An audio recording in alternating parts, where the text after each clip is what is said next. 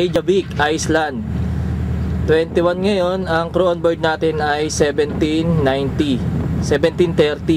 Yan. Bali ngayon, pupunta tayo sa lugar ng Reykjavik. Bali wala tayong service ngayon, pero meron tayong sasakyan na, kasi may mga Pilipino rito, may mga Pilipina na kada dumadaan tong barko namin ng Legiaman ay nagpupuntahan yung mga Pilipina na nakatira dito sa Reykjavik. Ito yung sasakyan nila. Ang pangalan nung may-ari ng sasakyan na to ay si Miriam. Si Miriam tsaka si Rachel. Yan. Yan yung sasakyan na sasakyan namin mamaya. Yan. Bali pumunta kami sa bahay kagabi nung may-ari ng sasakyan na yan. Pumunta kami dun sa lugar na bahay nung may-ari, na nag-inuman din kami doon dahil maraming handa, kasama si staff captain. Kaya lang hindi ko nadala yung camera ko, kaya hindi ko na videoan. Pero ngayon gagala ulit kami. Bali sila Rachel tsaka yung mga Pilipina na mga tropa ay nandoon pa sa barko. Iintayin ko pa dahil ako yung unang lumabas. Kaya pupunta muna tayo dito sa lugar ng internet tsaka ng tawagan. Dahil dyan sa lugar na yan ay naalala ko dahil nabanggit ng mga katrabaho ko na galing din daw sila rito ang barko ng Liborial, sabi ng mga Pilipina rito, dahil pumunta rin sila. Yan, ngayon papasukin natin itong lugar ng yan. Bali dito sa crew ay nandito yung mga tropa natin. Ito yung mga yan yung mga computer, lahat ng mga katrabaho natin. Yan, si Yaman, saka yung mga katrabaho natin dito sa Legiaman. Yan. Yan. Bali, 3 araw kami rito. Yung mga tao rito, pupunta rito para mag-internet, tsaka libre ang wifi dito. Kaya, yan, dyan kami nag-internet. Nadja. Oh, Nadja, how are you? Okay, thank you. Yan lugar na yan. Yang lugar na yan, yan. Pumapasok kami dyan dahil libre ang internet, may 3 computer dyan, tsaka libre ang wifi. Yung mga taong may internet na, yung may mga crew na may mga laptop ay pumupunta dyan dahil libre ang access. Tapos may mga telepono rin na pwede kang tumawag. Dyan sigurado, dyan sa lugar na yan ay nakapunta na dyan yung asawa ko dahil nag-internet dyan. Dahil sabi ng mga katrabaho ko dito na galing na dito yung barko ng Liborial. Bali yun na yung mga tropa. Yan. Lalabas na kami dahil pupunta kami sa Reykjavik. Yan. Ito ang sasakyan na sasakyan namin. Yan. Bali sumakay na sa sasakyan yung supervisor ko dahil siya yung magmamanayo dito sa lugar ng Reykjavik. Ngayon pupunta na tayo sa Reykjavik. Ito yung may-ari ng sasakyan, si Miriam. Ay si ano ba? Si Rachel. Hi Rachel. Yan. Si Rachel tsaka si Miriam. Yan, magkaibigan. Yan. Dito sila nakatira sa Reykjavik, Iceland. Yan, pupunta kami ngayon sa Reykjavik. Papasyal kami. Ito yung gagamitin naming sasakyan. Yan, dito ngayon tayo sa Scrabster, Scotland. Ang crew on board natin ay 17. Yan. Ngayon may katabi tayong barko pero hindi na natin aalamin kung anong barko yan dahil aalis na yung shuttle bus, sasakay tayo rito. Yan, ito na yung bus na binabaan natin. Hindi na natin tinignan kung ano yung barko doon dahil kapalis na tong shuttle bus natin. Kaya nandito na tayo ngayon. Itong lugar na to ay lugar ng Turso, dahil sa Turso ang city nila. Tapos yung binabaan natin na barko, yun yung Scrabster. Tapos nandito tayo ngayon sa city ng Turso. Tapos dito naman ay Bank of Scotland. Yan, ngayon gagala na tayo. Papasyal tayo rito sa lugar ng Turso. Yan, nandito tayo ngayon sa monumento ng Turso. Yan ang nirepresent nila rito sa Turso dahil noong World War, noong 1914 hanggang 1919 ay ito yung mga taong nakasulat na namatay na. Yan. Dito sa lugar ng Turso. Yan. Yan, tapos pupuntahan naman natin kung anong lugar meron doon. Yan, dito.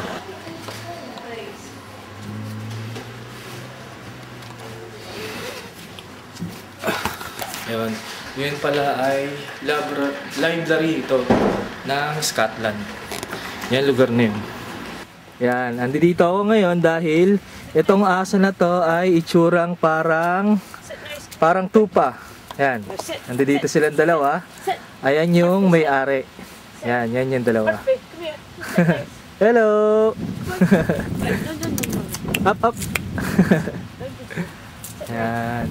Ayan sila. Very good. Nice dog. Nice dog. Hello. Nice dog. That's a good boys. Good boy. Yeah. Thank you very much. Right, come on. See you. Bye-bye. Come on, Dusty. Yan.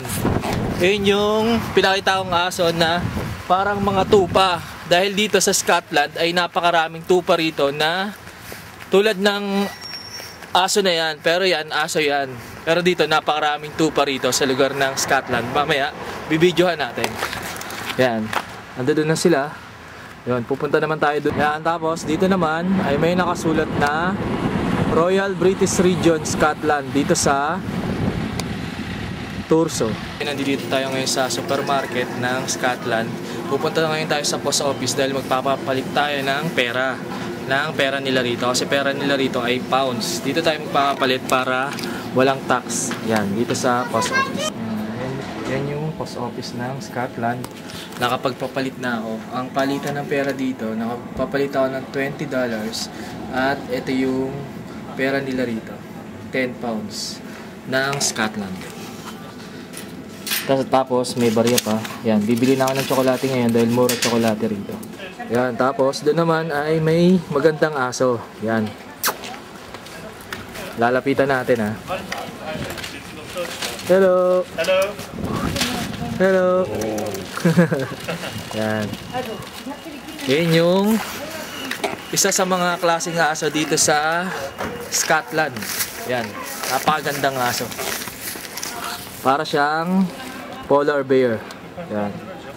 Tapos ngayon, nakabili na ako ng tsokolate sa halagang $20 ay ganito na karaming tsokolate yung nabili. Dahil pag-aabang tayo ng service para makapunta tayo sa city ng Belfast.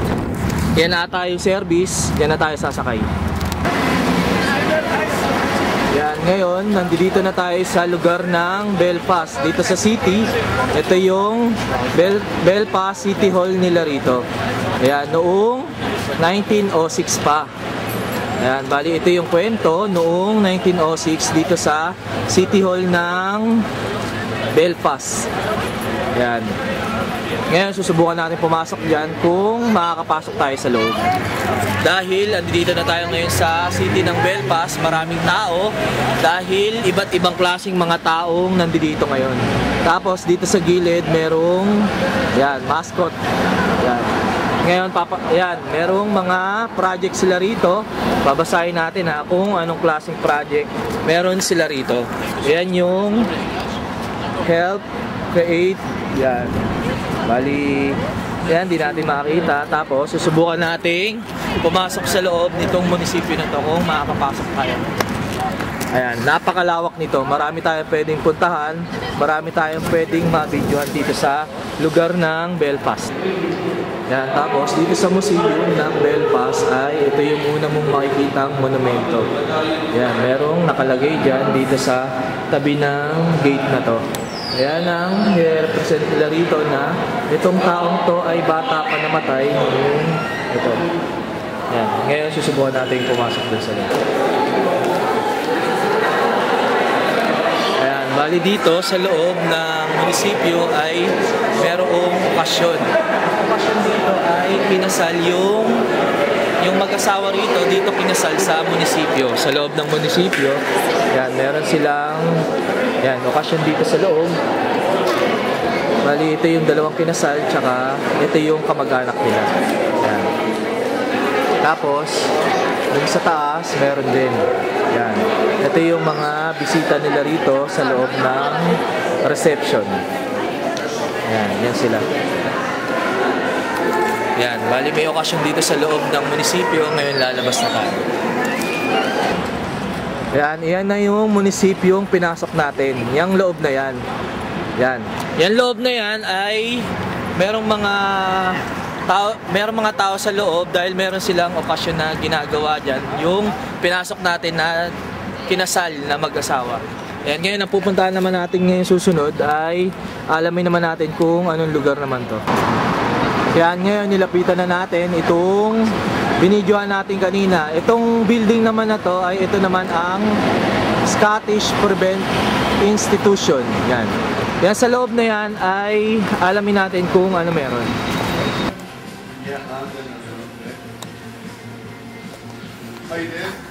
Hello.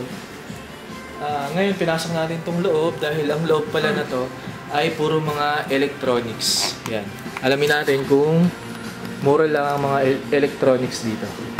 Ayan, tapos dito naman meron ding magandang building dito. Yan, yan ang itsura. Tapos doon naman sa gilid niya ay ito naman ang Academical Institution. Yan, dyan sa loob. Tapos dito naman merong monumento rito. Ang pangalan ng monumento na yan ay si Henry Cook. Yan, noong ano pa yan, 1780. Namatay siya noong 1868. Yan. Tapos, ngayon, pupuntahan naman natin yung lugar na itong lugar na to ay ito na yung pinaka city nila rito. Kaya pupunta tayo banda ron kung ano pa yung pwede nating ma-videohan dito sa lugar ng Belfast. Ito, alamin naman natin kung anong lugar kung anong pangalan nitong lugar na yan, yung building na yan. Ayan, tapos dito meron ding Juris Inn. Ayan. Sa lugar ng Belfast ay meron ding Juris Inn. Kaya ako binidyohan yan dahil yung isa sa mga hotel ng Juris Inn ay nakapasok na ako doon sa lugar ng Germany, sa Hamburg, noong dry dock kami. Tapos ito na yung binidyohan natin. Alamin natin kung anong pangalan niyang lumang lumang building na yan. Maraming mga gandang building dito tulad nito. Ayan. Ayan. Kanina nandoon tayo, tapos andito naman tayo sa kabila. Itong magandang building na pala na to na binidyohan natin ay ginawa nilang shopping mall. Tapos sa kabila naman meron din magandang building. Ayan, di natin alam kung ano naman yan. Ayan, siguro yan naman ang ginawa nilang restaurant dito. Ayan, tapos ito pala, itong mataas na torre na to ay ito pala ang church nila rito. Ayan, Church House and Assembly Hall, 1905 pa ginawa. Ngayon alamin natin kung makakapasok tayo dyan sa lugar ng church nila rito, kung bukas. Kaya lang sarado, hindi tayo makakapasok dyan sa lugar na yan. Kaya pupunta na lang tayo rito. Tapos ito naman pala, ang pangalan nito ay Grand Opera House. Yan, hindi pala restaurant yan. Yan, dito sa Ireland, dito sa Belfast ay napakaraming mga building dito na ang itsura ay parang mga castle dito sa lugar ng Ireland. Yan, tapos dito naman ay merong monumento na sundalo. Yan, yan ang nire-represent nila rito dito sa Ireland. Yan, merong nakalagay na yan, yung matagal na panahon na noong 1899, 1902. Yan. Tapos dito naman ay ito naman ang bangko ng Ireland. Ulster Bank. Yan, napakalaking bangko. Tapos doon naman sa gilid ay ito naman ang Imperial House. Yan. Tapos medyo sisilong muna tayo dahil umuulan na. Yan, dito sa lugar na to ay maginaw. Pero hindi ako nakapagdala ng payong. Pero kaya umuulan. Umuulan na ngayon, hindi ako nakapagdala ng payong. Tsaka hindi ako nakapagdala ng jacket. Yan. Sisilong muna tayo. Yan, tapos dito naman ay merong mataas na tore. Yan, dito sa gitna ng kalsada. Ayan, tapos may orasan din. Ang oras na ngayon ay 3:15. Ayan, tapos dito tayo ngayon papunta dahil dito ang papuntang city. Ayan, sa lugar na yan. Yan, dito sa loob ng mall ay merong ano dito, Ottoman. Ang ibig sabihin yan ay driving lesson. Yan. Bali pagka halimbawa gusto mo matuto na mag-drive ay pupunta ka rito para turuan ka dyan. Yan. Andiyan dyan yung mga instruction kung paano matuto. Andiyan dyan yung test. Iti-testing ka dyan para hanggang sa matuto ka. Yan. Yan yung machine nila rito para example kung paano ka matuto sa pagdadrive. Tapos, ang babayaran mo ay 599 euro. Yan.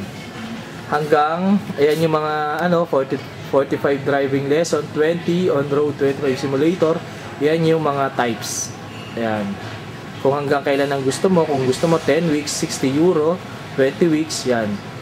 Yan yung mga information. Kung halimbawang yung mga taga Belfast, kung paano sila matuto sa pagdadrive, ay pumupunta sila rito para matuto sila. Ayan. Diyan sila nag-uumpisa. Ayan. Tapos, dito sa street na to ay merong malaking mall. Yan. Yan ang itsura ng mall nila dyan. Pero, hindi na natin papasukin yan dahil bawal lang camera dyan sa loob. Kaya dito na lang tayo, maglalakad-lakad tayo rito kung ano pa yung mga pwedeng mapuntahan na pwede nating mabidyohan sa lugar na to. Dito sa lugar na street na to. Ayan. Bali, lalakarin natin hanggang dun sa dulo. Yan. Dito naman sa loob ng skinita ay merong kumakanta. Ayan. Tulad rin dito, meron din. Yan, mga banda. Dahil dito sa lugar na to ay maraming taong mga dumadaan at kung sinong may mga talent ay dito sila umuupo o dito sila nag-entertain ng mga tao para mabigyan sila ng coins o mabigyan sila ng pera. Yan, dito sa street na to ay papasukin natin itong loob dahil ang ano na yan ay everything's 1 pound lang. Kaya alamin natin kung ano yung mga pwede nating mabili na mura dyan sa loob. Yan. Bali dito sa loob ng grocery ay napakamura. Amazing ang mga presyo dito dahil lahat ng klase rito ay tagwa 1 pound lang. Kaya magpapapalit ako dahil bibili ko ng ano nila rito. Yan. Yan, dito sa loob ng skinita ay ito yung pinapakita nila kung gaano kaganda itong Belfast. Yan. May bridge dyan. Yan, ganyan kaganda itong lugar ng Belfast.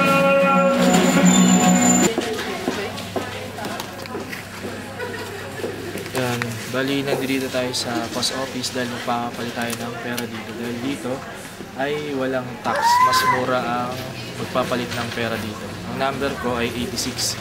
Hintayin ko na mag-86 para pumila ako dyan at ako naman ang susunod na pipila. Yan, bali nakapagpapalit na ako ng pera. Ito yung pera ng Ireland dito. Yan. Kaya ngayon, lalabas na tayo. Babalik na tayo dun sa tigwa 1 pound para dun tayo magpapalit. Dun tayo bumili. Yan, ngayon, papauwi na tayo. Babalik na tayo rin sa pinuntahan natin kanina. Dahil babalik na tayo dun sa service ng bus natin papuntang Lejaman.